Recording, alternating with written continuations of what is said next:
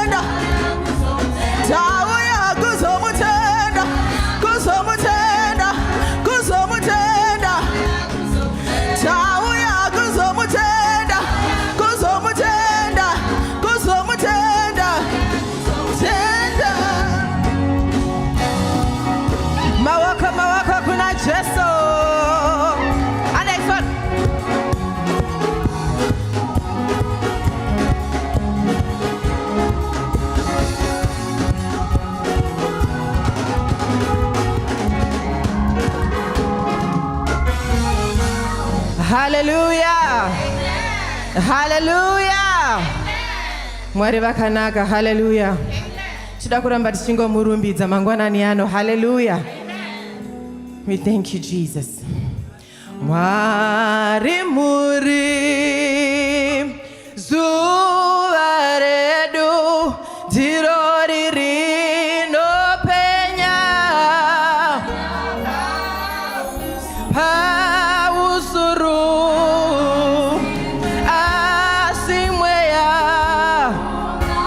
ungaone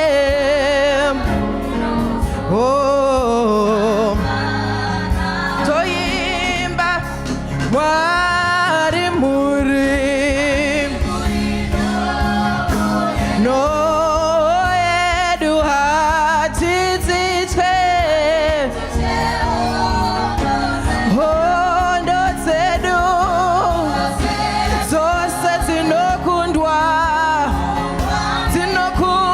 nemi ndokufa toimba Mwari muri noedu hatitsitse hondo dzedu dzose dzinokundwa nemi dzinouya nekufara toimba munotipa ngoni dzenyu munotipa neutsvene munopa vanonamata munopa makomborero ndiwaya makomborero ndiwaya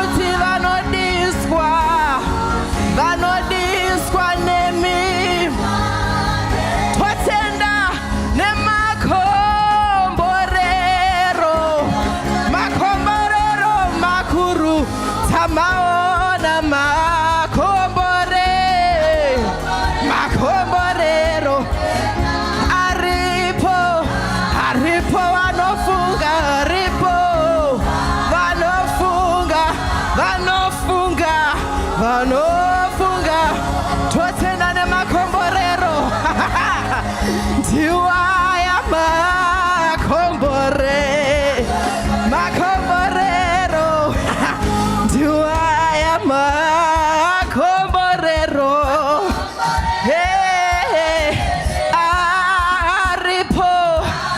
aripo anofunga kuti anodiswa totenda iwo makombore masvita Mwari nemakomborero asi tingatiseve makomborero aripo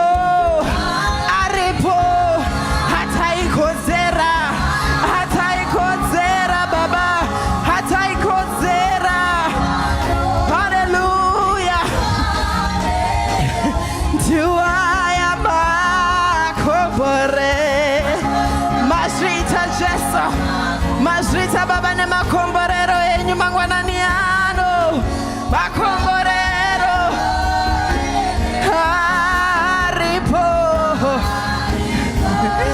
aripo anofunga anodiswa nemi toimba haleluya toimba haleluya haleluya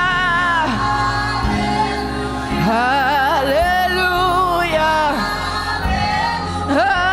haleluya masita baba nemakomborero enyu Jesu toimba haleluya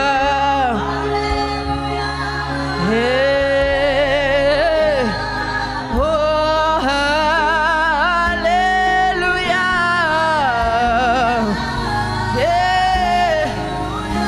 haleluya haleluya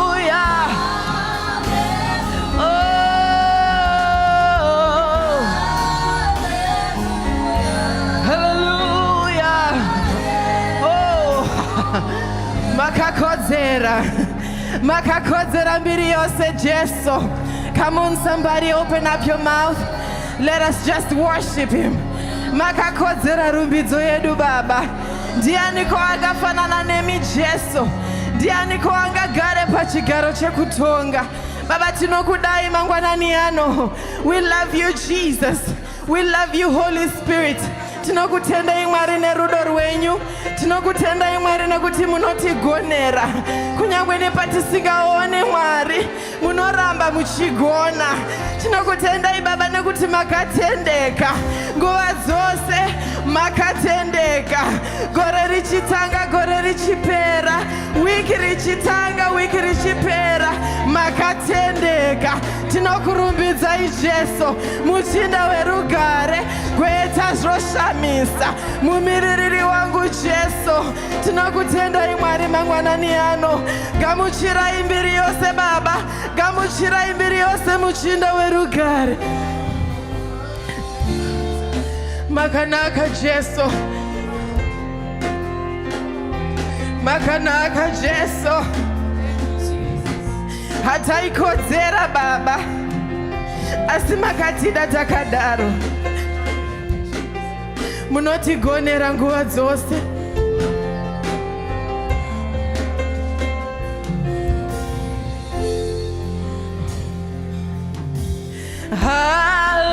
Hallelujah, Jesu makanaka. Hallelujah, Jesu makanaka. Munondigonera pese. Munondigonera pese. Imbauti hallelujah. Hallelujah. Makanaka Mwari we. Makanaka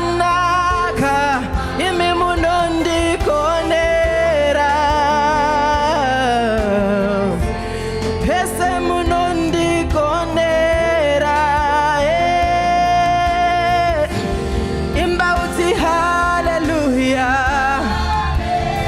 hallelujah, Jesu makanaka, hallelujah, imi munondi konera, munondi konera, munondi konera, imba uti hallelujah, makanaka Mwari we, Jesu makanaka baba, makandina kira, imi munondi konera, pese pese munondi konera, imba uti hallelujah, makanaka baba, Jesu makandina kira, makandina kira, imi munondi konera, munondi konera, nepandi singaone munondi konera.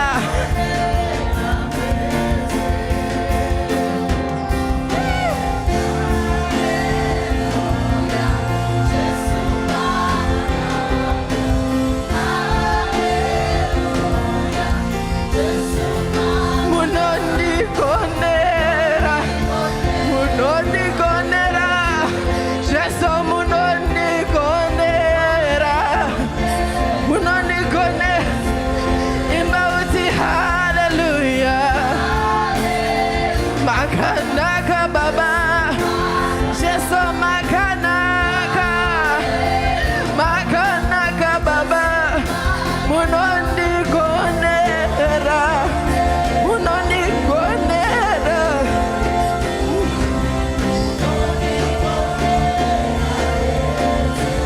imba uti hallelujah,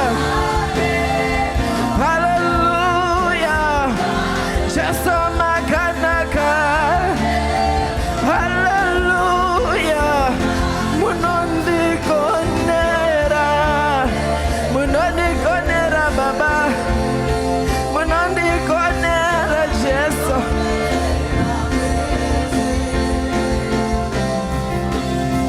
Shingosvika pamberi paMwari utaure mazwi matatu. Tichitenda Mwari nekuti gonera kwavanoita mazuva ose muupenyu hwedu hakusi kugona kwedu, hakusi kungwara, asi inyasha dzepamuchinjikwa, inyasha dzatakaitirwa paKalvari, kuti nhasi tinzi vana vaMwari, kudeuka kweropa rakaitika paKalvari. Mweya mutsvene tinokutendai, Jesu muchinda werugare, iyemi zvoshamisa, iyemi makutanga, iyemi makuguma, tiripo nhasi Mwari nekuda kwekugona kwenyu, tiripo nhasi Mwari nekuda kwenyasha dzenyu. Tauya baba vana venyu,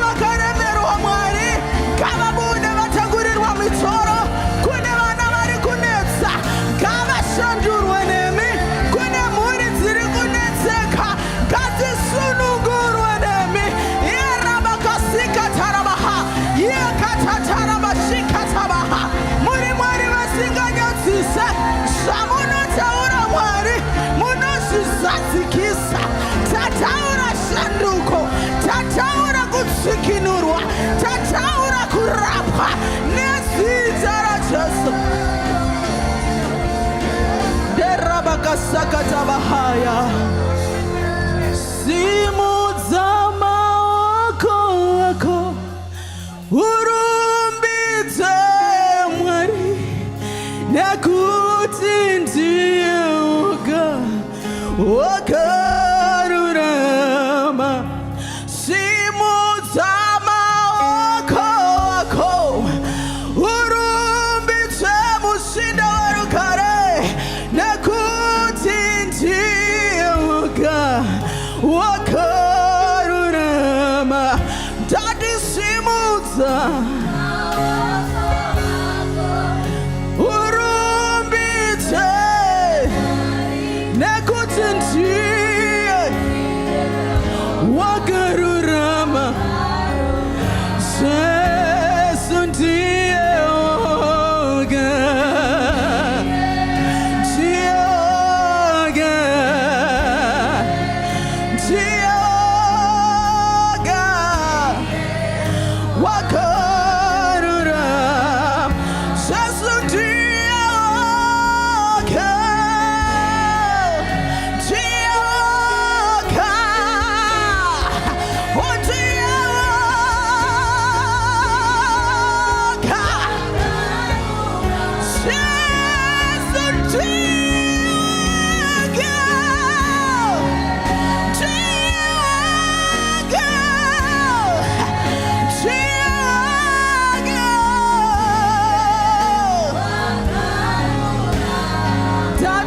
simudza una zviri kukuremera iwe,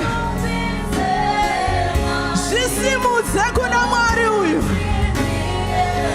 Ndiye anozvigona mani. Vana vako vari kunetsa, vasimudze kuna Jesu. Ndiye anogona kuvashandura.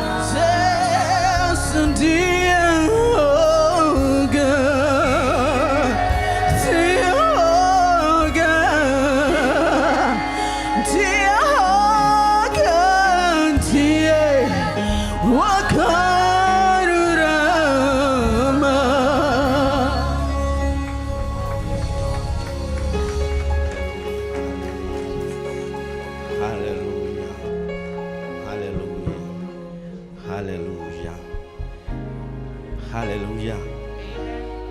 Amen. Thank you so much, praise and worship. Thank you so much for leading us in the presence of God. Amen. Tinotenda Mwari. Amen. What a powerful time of worship. I like it when our praise and worship team, they are singing prophetically, even in a shoko richauya. Amen. Tinotenda Mwari. Thank you so much, my gera.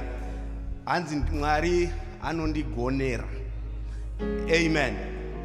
Tinona mata Mwari anotigonera. vakatizvo Mwari muri zuva redu. Amen. Tinotenda Mwari with this time yatinayo. Toda kukugamuchirai mose panguva ino yemasikati ano mangwanani ano akusvika masikati muzita raMambo Jesu. Amen. Amen. Toda kuti tigwerane shoko raMwari. Kuna Mapisarema chapter 34 verse 18. Mapisarema chapter 34 verse 18. Vamwe vanoti rinonzizo Mapisa urema chapter 34 verse 18. Amen. Psalms chapter 34 verse 18. HIC Shona Service tichave tanga neshona tozoisa kuchirungu. Amen. All right, regai ndiverenge kushona. Rinotizvo Jehovha ari pedyo nevane mwoyo yakaputsika, anoponesa vane mweya yakapwanyika. Jehovha ari pedyo nevane mwoyo yakaputsika, anoponesa vane mweya yakapwanyika. Regai ndiverenge muchirungu kuti vamwe vasinganatsokunzwa pashona patimboenda kuchirungu.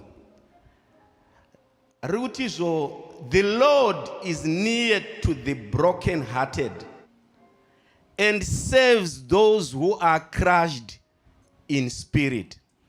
The Lord is near to the broken-hearted and saves those who are crushed in spirit. Ndatumidza musoro wenyaya yangu kuti izvo Mwari Vanehanya. Mwari Vanehanya. I know tikataura pakutaura kwatinogona kuita kune vanhu vane hanya neupenyu hwevanhu. Amen. Koita vamwe vane hanya zviri temporary. But kana vari Mwari vane hanya neupenyu hwako nehwangu. Hapana second inopfuura Mwari vasina kufunga nezvako. Mwari vanoona zviri kuitika muupenyu hwako.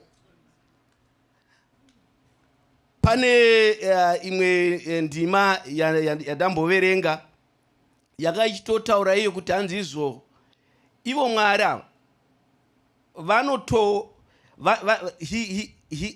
vanoita sei, vane hanya to the extent zokuti vanoona misodzi inobuda pamaziso ako. Amen. Hakuna misodzi mimwe yaunopukuta uri papilo manheru pasina ari kukuona, Mwari vanoiona. Tinonamata Mwari ane hanya neupenyu hwevanhu. Hallelujah. Taverenga shoko raMwari, hanzi izvo Jehovha ari pedyo nevana vane mwoyo yakaputsika, anoponesa vane mweya yakapwanyika. Saka ndandichifunga ndikati ndima yambotaurirwei, because pakauya Jesu panyika pano pane ndima yomunonzwa kunzizvo he was wounded for our transgressions, akakuvazwa nekuda kwezvivi zvedu. Akauya aine hanya to the extent yokuti akabvuma kukuvadzwa kuita maronda nekuda kweupenyu hwedu. Iyeye akakukuwarira, iyeye akakufira, ane hanya neupenyu hwako. Bhaibheri rataura kuti ndizvo, he is near to the broken hearted. Hallelujah. Ndachitarisa kune kuti a broken heart zvinorevei. A broken heart often refers to deep emotional pain, grief, loss, disappointment, betrayal or a heartbreak. Kuputsika mwoyo. Bhaibheri ratizvo Mwari vari pedo nevakapwanyika mwoyo. Kungotaura nyaya yekuti Mwari vari pedo, ndobva ndada kuyambira vanhu kuti ukaona pane munhu ari kuchema akapwanyika mwoyo, ziva kuti Mwari vari pedo. ngwarira zvaunotaura, ngwarira zvaunoita, nekuti Mwari varitori pedo, according to what the Bible has just said. Hanzi izvo, varaenda zvikanzi izvo, and saves those who are crushed in spirit, kupwanyika pamweya. Bible haritaure zvinhu zvisingaitike in life. Pariri kutaura kuti vari pedo pane vakaputsika, zvichida pane mumwe akaputsika mwoyo ari pano. Zvichida pane ari pano ane mwoyo wakapwanyika. Ndatumwa kwauri naJehovha kuti hanzi ndiri padhuze newe. Vari kuona maronda ari pamwoyo pako. Mamwe usingashere vanhu. Ani munoziva kuti kune zvinhu zvokuti unotakura zvinhu ugoti ndozvitaurira vanhu here. Pamwe wakambodisappointa washare ndobva wazozvinzwa next day zvapa masocial media. Munoziva pane ndakamboseka ndichitarisa pasocial media, hanzi unenge washera munhu nyaya yako yakakora, wozoona achiposta mangwana pasocial media kuti hanzi people are going through a lot wakomana, hataure zvake nyaya yako. Nezuro waimushera unongozoona necaption pasocial media kunzi vanhu vari kuenda zvakaoma. Saka there are some times yokuti wakuenda through a lot unonzwa kutya kutoshera vanhu. But Bible rati iye Mwari ari pedo. Mwari asingarasise, Mwari asinganyadzise. He is close to the broken hearted. Unomboputswa sei mwoyo. Hallelujah. Haungotangi mwoyo nekupwanyika. Hapana munhu anoda kuti mwoyo wake upwanyike. Hakuna munhu anoda kungoti pamuwiri pake pamuke pane ronda. Ronda rinenge raunzwa sei pamuwiri wemunhu?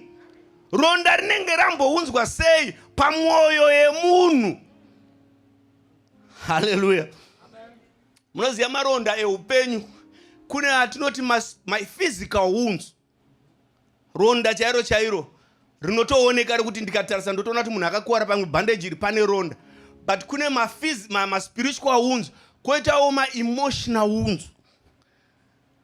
Saka vanhu tichidhila navo, unogona kusangana nevanhu izvo zvitakadai, mumwe anetori nephysical wound, koita mumwe ane spiritual wound riri kumunetsa, koita mumwe ane ma-emotional wounds ari kumunetsa.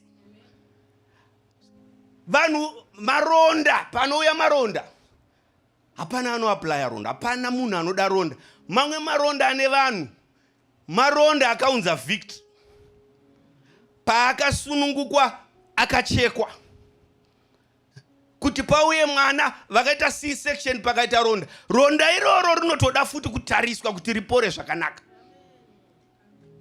Kune vamwe vanoita maronda, mukatarisa bhora, mumwe anotyouka gumbo akamirira nyika yake. Gumbo rigotorwa picture rakasvika kuchikoka kudai, atyorwa ane ronda ramunoona. Vamwe vatozouya nemastretcher kutora player vachibuda nayo panze akuwara. Koitawo maronda anoiswa nevanhu.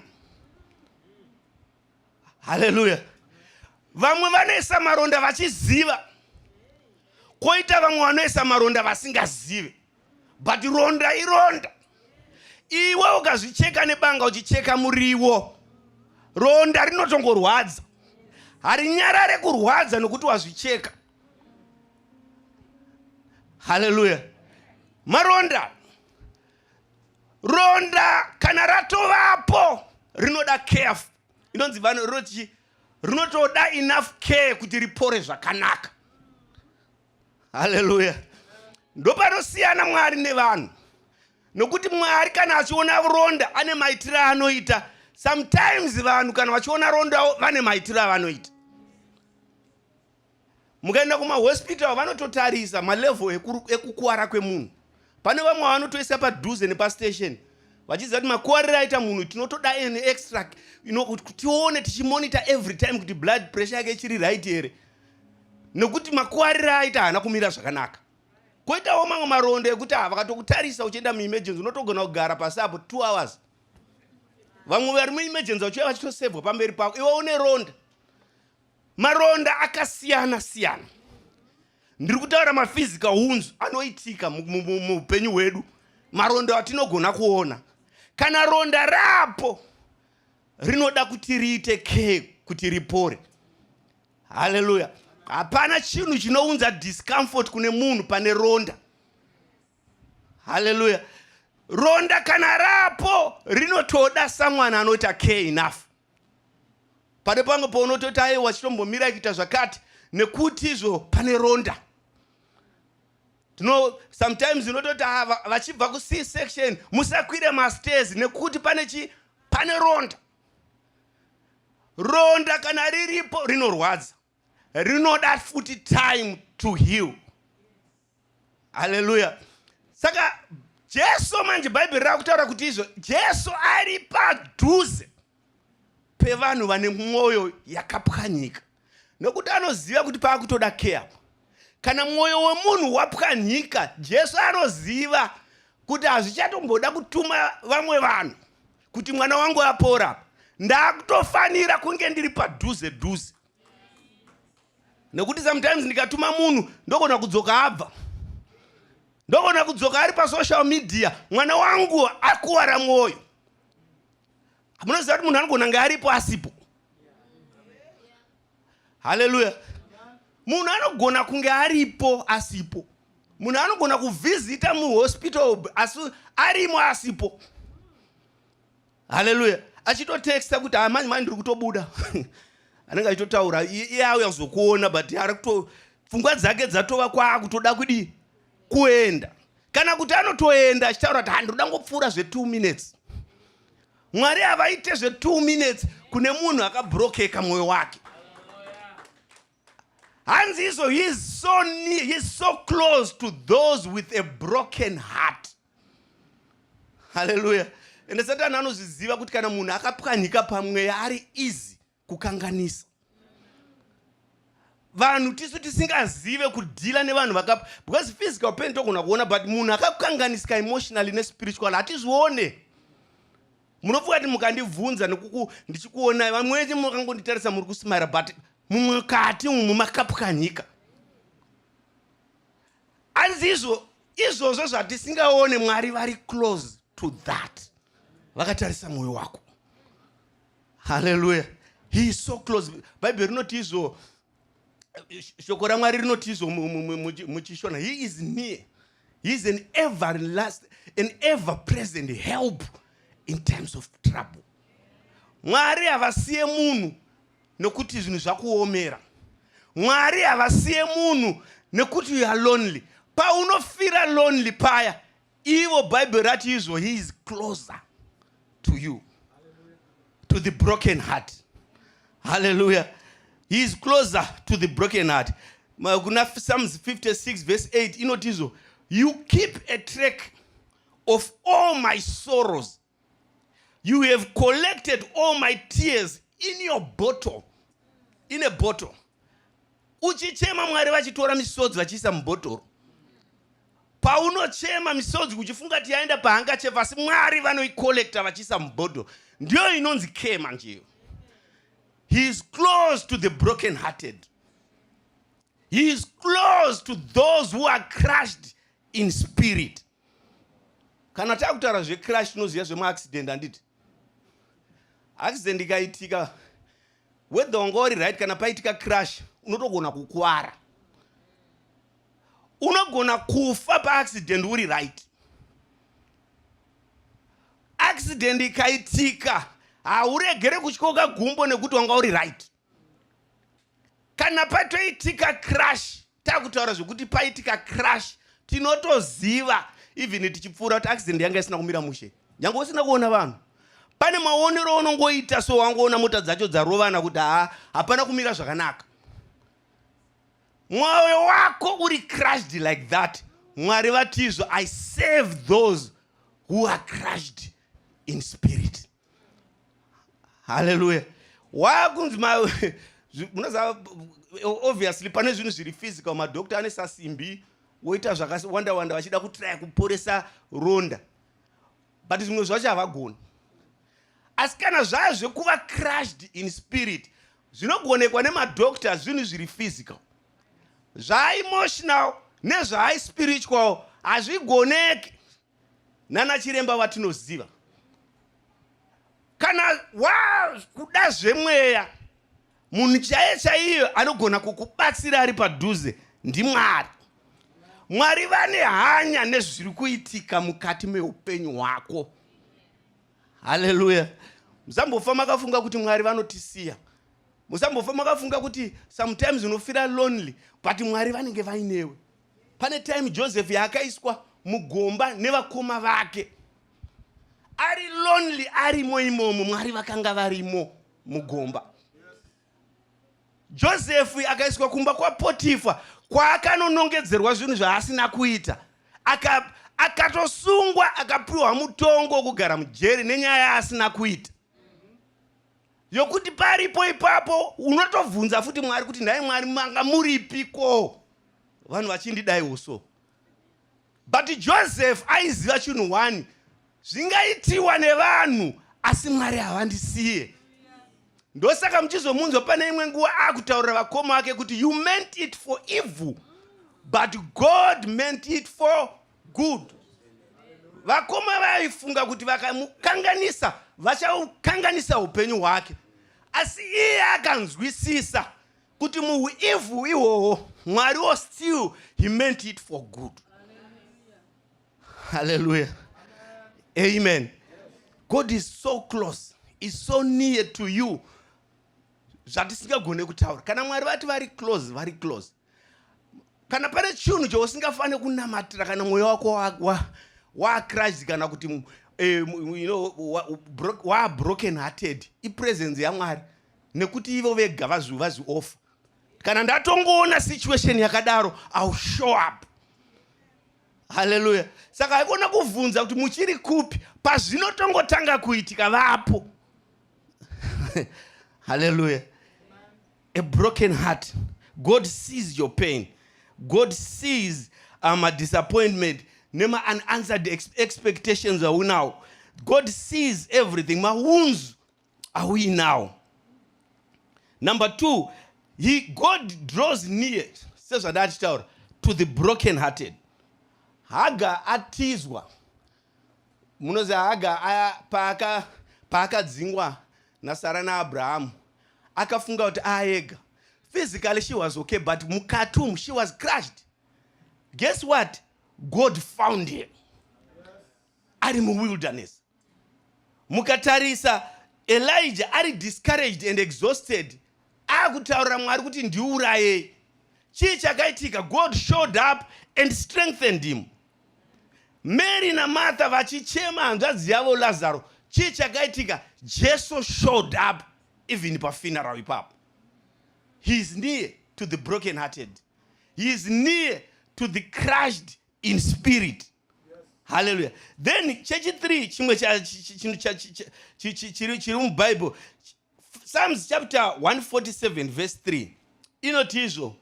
He heals the broken-hearted and binds up their wounds.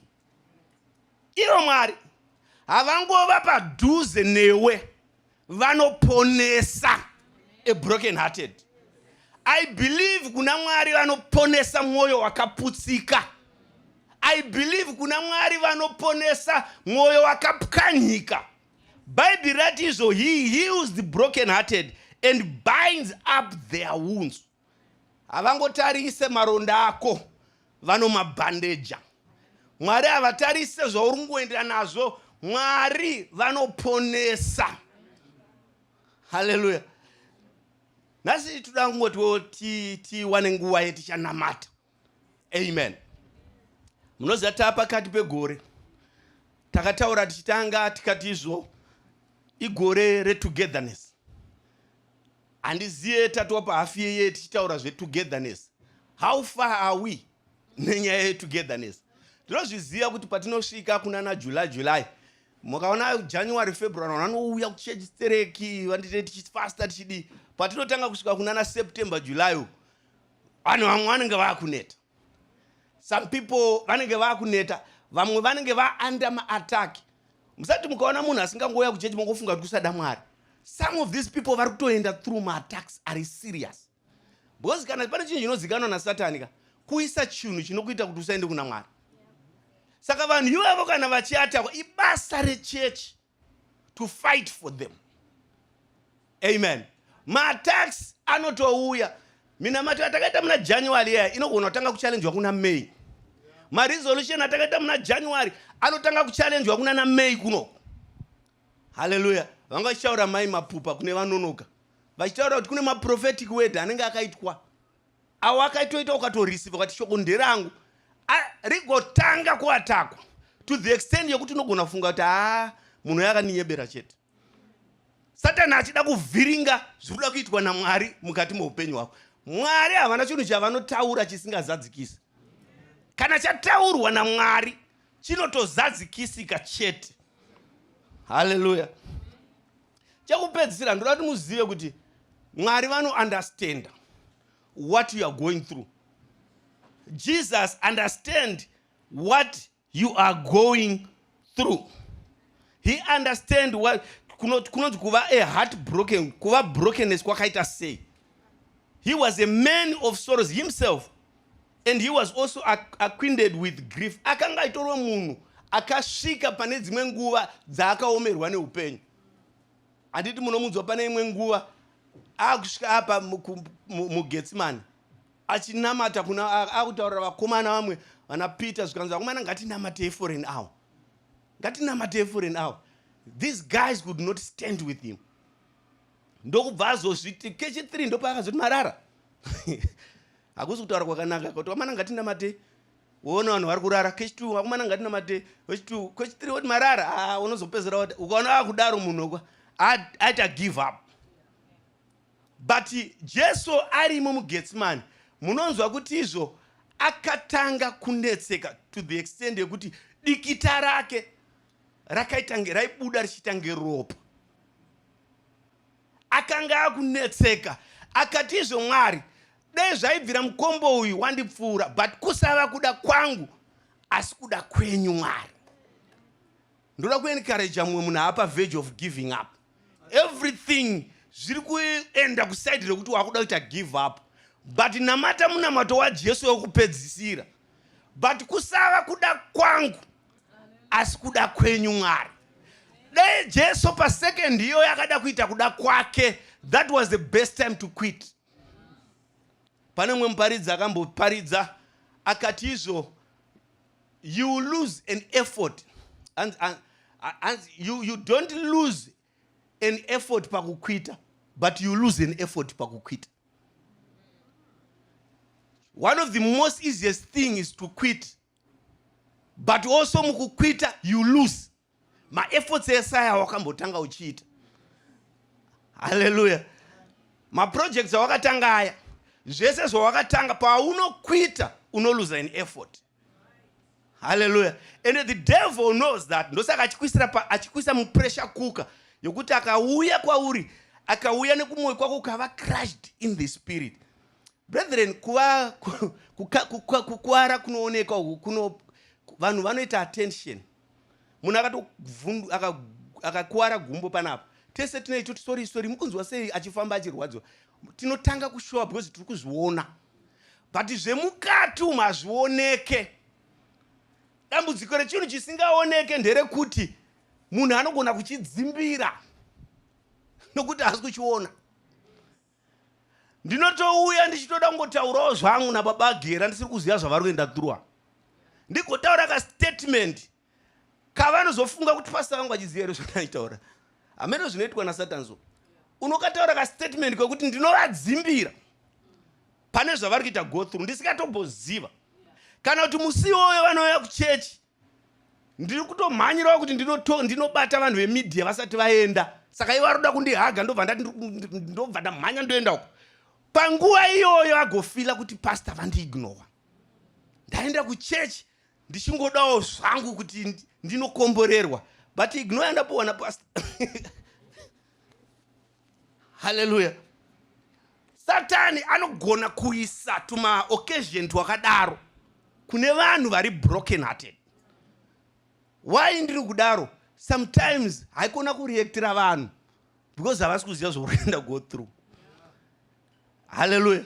Alright, ngatimboti ari kuziva, ari kutoita nebhone womira kunamata Mwari nekuti pane munhu ari kuita nebhoni. Totora extreme yacho yoyo inokanganisa yekuti alright auya kuzondivhiringa ende anatsokuita ane maoni. Nokuti pane zvirimo kaBhaibheri. Pane scripture imwe ndandichiverenga yandivhundutsa. Muzandogara ndichiverenga Bhaibheri but scripture yandivhundutsa. Iri kuna Zechariah chapter 13 verse 6.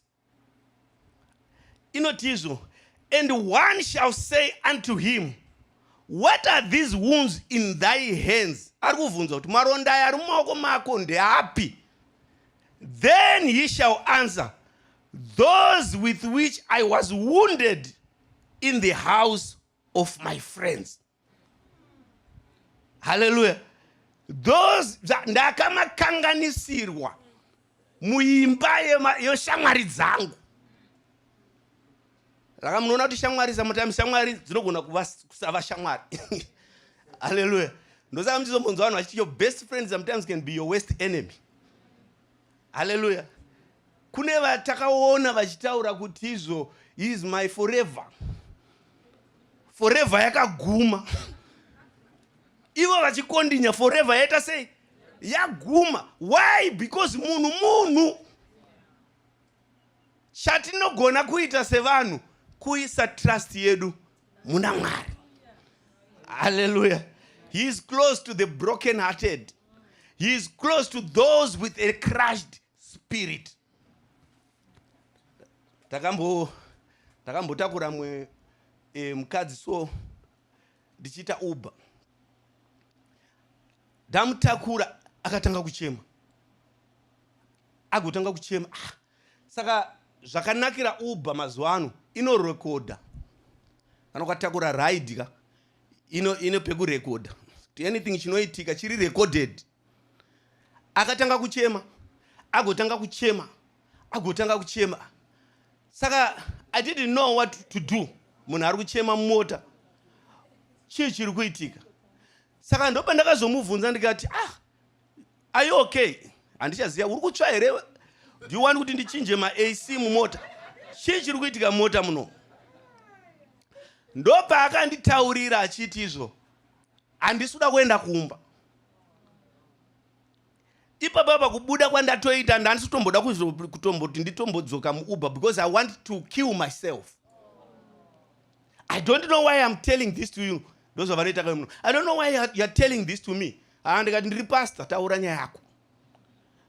Ndobva achitanga kutaura nhoroondo yezvanga aitirwa. Brethren, Joshua vanozonyorawo paFacebook kuti people are going through a lot. People are going through a lot. Zvaakataura nezvaaita go through. Ndakabuda mwoyo wangu wakunetseka. Ndikati life ka. Munoziva sometimes zvinotichemedza izvi nhamo dzako dzaunoti Mwari idzi dzangu hadzichati. Dai dzaiswa pahenga pastor guru aigona kutaura. Dzonzi okay dzako idzo chitora dzevamwe unodzokera kune dzako iwe. Unogona kutozoti watarisa dzevamwe unogona kungoona uchimhanya uchidzokera. Zvinhu zvauri kuchema izvi. Ukaona zviri kuenda mumwe munhu ari panext pako zvaari kuenda go through. Unogona kutanga kurumbidza Mwari nedzako nhamo dzawakatobata. Kune vanhu vari kuenda go through a lot. Hallelujah. In this life. Saka muchinzwa ndichigara ndichitaura chiti patinosangana nevanhu mukaona even vachismile vamwe vacho kutiwo vari pamuri. People are going through a lot. Hama dzangu haangagone kubudisa paFacebook kuti handisikuenda go through. Munomuseka futi. Hallelujah. Vanhu vanoenda go through a lot. Saka isusu chatingagona kuita kudzidzira kuva nice to people. Ivawo an agent of change. Nhasi paunoona munhu mumhorosewo zvokuti paanoenda kumba anongoti mamhorosererwa andaitwa nababa waya kuchechi zvadzora mwoyo wangu. Iva an agent of love. Iva an agent of healing to someone. Hallelujah. Nokuti maronda kana aripo ukasatoripodza unogona kuridzimbira. Hapana futi chinhu chinorwadza sekudzimbirwa. Pane nyaya yandogara ndichitaura yaJesu ari pamuchinjikwa vakati vamurova ndobva vandiranga ane dress rake riya rakatendereka ranga akapfeka riya. Arohwa paakarohwa 40-1 paya azara ropa vakazoribvisa. that gown. Saka imagine munhu angarohwa nemaronda neropa ukabvisa hembe isila kuri kuvhura ronda. Hallelujah. Hakuna kuita munhu anovhura maronda evanhu. Amen. People are going through a lot. Asi nasi munamato wangu ndokuti ndida ngokuziisa kuti Mwari vane hanya. Ndida kuti Pastor Sundiri ndaenda kuna Mwari chaiko. Kuva nehanya kwa Mwari sometimes vanoshandisa vanhu the same way inoshandiswawo vanhu naSatani. Satani kana aida kukanganisa vanhu hauyi ari iye. Vamwe wenyu hamusati mamboona Satani. Satani chaicho hamusati mambomuona. Munoti Satani azenga auya kumba hamumuzive Satani imimi. Chaakangoita akangotuma ine agent kwauri. Agent ikatiwo zvayatumirwa. Vegeko akauya anouya achitengesa zvinhu zvegeko mumba mako. Na agent waSatani chaanouya anofambira zvaatumwa namaster wake kuti aite. Anozviita with precision. Iwewe iva an agent yaJesu. Inouya pakurapa vanhu. Inouya pakuencourage vanhu. Toonawo kuti uyu kwaatumwa, toziya kwaatumwa. Hallelujah. Amen. Mwari vane hanya. Tati timbotaurirana tikati gare gare. Tikati gare gare tomboyeuchidzana kuti Mwari vane hanya. Tikati gare gare ndo bari kasonga Matthews America. Takanga tiri kurecording wake but kasonga waka tiri kugara chimboka imba mazuva. Anzi ukati fambe fambe vunza mweya. Mukati fambe fambe mombovunza mweya. Mukati fambe fambe vunza mweya. Amen. Tikati gare gare imboitawo ine agent yezvinhu zvakanaka. Itawo mudziyo kuti Mwari vanoshandisa to bring healing kuma broken hearted. Ita mudziyo kuti Mwari vanokushandisa to bring healing to a crushed spirit. Taimbotaura nemapastor tikati makamboona zvinoitika sometimes kana muri mapastor muchechi. Tese toda kuitirwa zvakanaka. Tese kusanganisa neni. Tese hapana anoda kumboitirwa zvakaipa. Saka ukaona uri muchechi zvinhu zvaunoita zviya chimbobvunza kuti dai ndaizviitirwa inini ndainzwa sei. Ukagona kupindura mubvunzo iwoyo nemwoyo uri truthful kuti ndo zvandaitodawo kaka kuti ndafonerwawo ndichibvunzwa kuti uri sei. Zvaunoitira vamwe zviya. I remember tiri ku Zimbabwe kuchechi kwataipinda. Kuna imwe member yaida zvitereki zvekuita makuhwa and stuff like that. But akaitirwa guhwa. Anouya kuna pastor vanhu pana pachechi pana vanhu vazara makuhwa chakazodii aitirwa one. Rangoitirwa chete. Wovunza kuti saka zvinotorwadza. Hallelujah. Zvaunoda kuitirwa nevamwe itirawo vamwe izvozvo.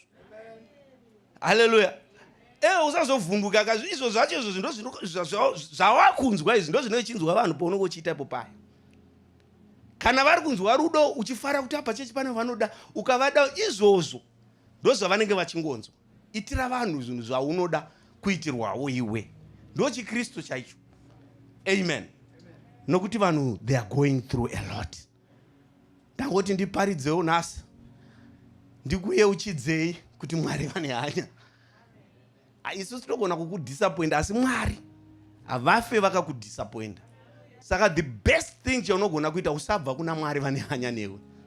Usaita chinhu chaunobviswa papresence yaMwari nacho. Takusvika mugore kudai chii chingaita kuti handichada kunamata Mwari, kuchechi handichada kuenda. Chii excuse ipi yaungapa Mwari yokuti handichada kuwanika kana kumaBible study handichada kuwanika chii. Ukaona wadaro Satani agona kukukunda zvakanyanya.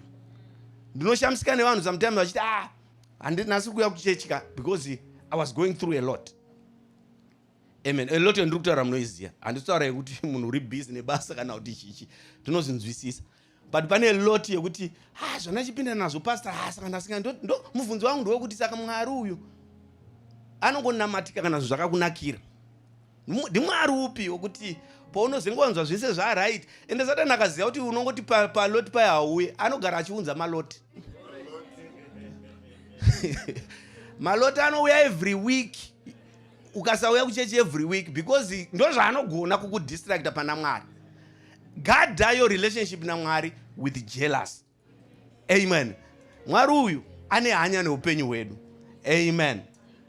Tatiani ari close to the broken hearted. Iwo wega sometimes ndiwo unobva futi.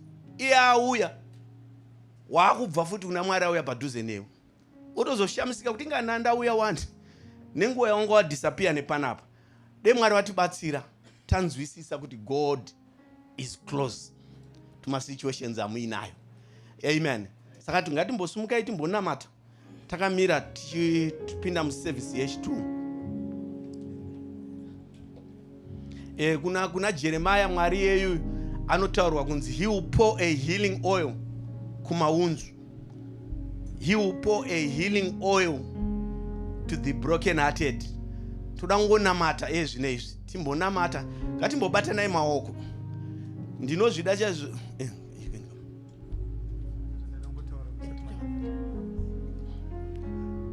Hallelujah. Pane zvanga chingoshomerwa kwandiri pastor wachiparidza. Mwari ndimwari ari pedyo anoporesa zvezviro kwazvo. But chimwe chana chinoitika ndechekuti isusu vacho tinopfudza pamberi kukwara kwedu nekuramba vati pane vanhu vanogona kuvhura vamwe vanhu maronda handitika, but isusu vana tine tendency futi yekuvhura maronda achona tega. So healing inonetsa kune munhu asingagone kuaccepta healing, because God does a perfect work. Even physical chaicho God can heal. Mwari haana chaanolimitwa. Zvinogonekwa nemasurgery. Mwari anogona kuporesa gumbo rakatyoka richitopora, anogona kuporesa a fresh wound ichipora. But even an internal wound, sometimes isusu vacho vakakwara tinoramba takachengeta maronda edu. I believe Mwari akakuporesa, you can speak about your experience as a testimony. Cannot you can speak about your experience as an encouragement to someone are going through. Nekuti Bible, I think 2 Corinthians chapter 2 verse 1 to 3. Ngaonge Mwari baba wedu Jesu Kristu anotinyaradza nekutinyaradza kwaanotinyaradza nako kuti isuwo tigogona kunyaradza vanosanganawo nematambudziko kuburikidza nekunyaradzwa kwatinenge taitwa naMwari. But dzimwe time tinoamutsa nekutanga kufunga kuti you don't know what was done to me. The moment yaunotanga kudaro, even Mwari wakaporesa kwakunofushunura iwo wega. So sometimes kana Mwari atiporesa, medical language vanotaura kuti trauma experience iri overwhelming, inopfuura coping mechanism yemunhu. So vanoti kana munhu vanozoita zvetherapy zvezve, kana zvonzi kana uchida kubatsira munhu akari traumatized, enda safe environment. Musaende situation inoita re-traumatize, inofungisa munhu zvinhu zvaakaenda through. Kana even mukutaura kwako be careful, but I believe when God heals, you can be exposed to any situation. Uchi experience a victory yawakaenda through. Saka, I think Pastor, as you pray, let us embrace God's healing. Mukati meupenyu wedu, because munhu can go over.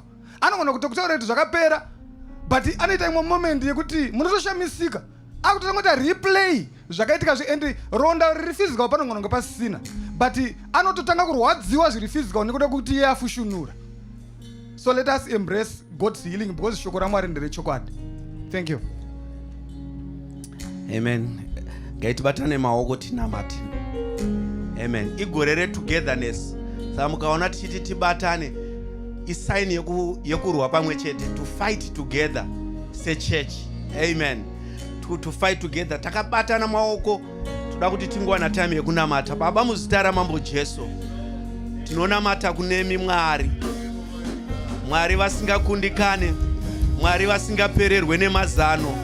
Tinonamata kwamuri Mwari, Mwari vezvinhu zvitsva.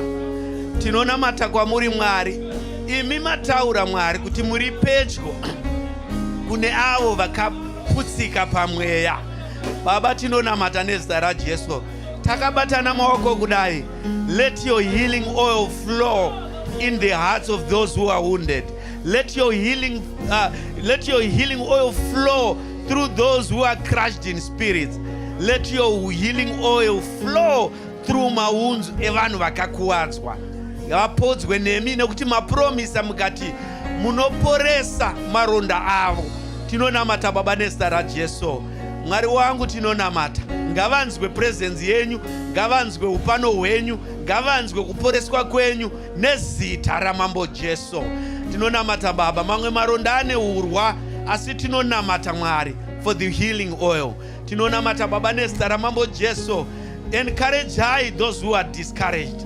Give hope to those who are hopeless. Tinonamata Baba nezita ramambo Jesu.